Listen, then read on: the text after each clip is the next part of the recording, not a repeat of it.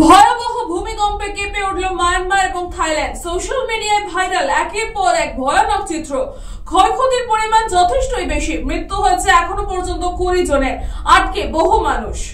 শক্তিশালী ভূমিকম্পে কেঁপে উঠল মিয়ানমার এবং থাইল্যান্ড, চীন ও বাংলার কয়েকটি জেলা। স্থানীয় সময় শুক্রবার 28 মার্চ দুপুরে মিয়ানমারে 7.7 মাত্রার ভূমিকম্প অনুভূত হয়।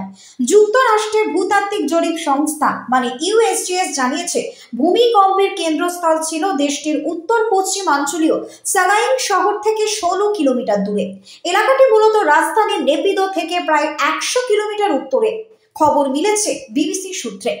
নেপিদো থেকে বার্তা সংস্থা AFP সংবাদদাতা জানিয়েছেন, ভূমিকম্পের আঘাতে সেখানে বিভিন্ন রাস্তা ক্ষতিগ্রস্ত হয়েছে এবং অনেক ভবনের ছাদ থেকে আস্তরণ খসে পড়েছে।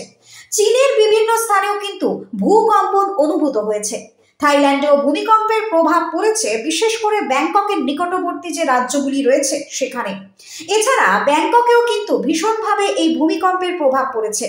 থাইল্যান্ডের রাজধানী ব্যাংককে ভীষণভাবে ভূমিকম্প অনুভূত হওয়ার সাথে সাথে ব্যাংককের কয়েকটি বিল্ডিং কিন্তু ক্ষতিগ্রস্ত হয়েছে। ভূমিকম্পের দরুন ব্যাংককে দেখা গিয়েছে বিভিন্ন ভবন থেকে লোকজন বার হয়ে এসে রাস্তায় জড়ো হচ্ছেন। থাইল্যান্ড সরকার রীতিমতো জরুরি বৈঠকে বসেছেন বলেও জানা গিয়েছে। শক্তিশালী এই ভূমিকম্পের ফলে ব্যাপক ক্ষয়ক্ষতি এবং প্রাণহানির আশঙ্কা করা হচ্ছে।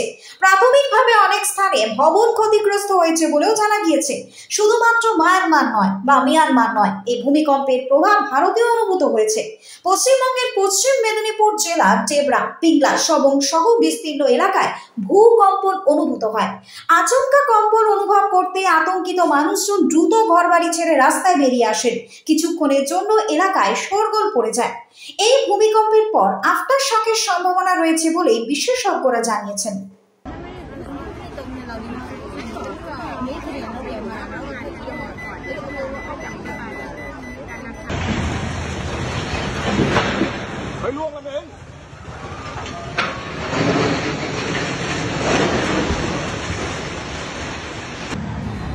สวัสดีทุกคนแผ่นดินไหวกรุงเทพนะฮะแรงมากเลยเนี่ยน้ำบนคอนโดกระชอกต้องกี้ตึกเซตนะอยู่ดีเวียนหัวยิงหน้าเลยขอโทษเลยที่ไหวให้เราน้ำกระชอกเลยব্যাংকক থেকে মৌমিতা আইচ দাসের রিপোর্ট, নিউজ বঙ্গ টাইম।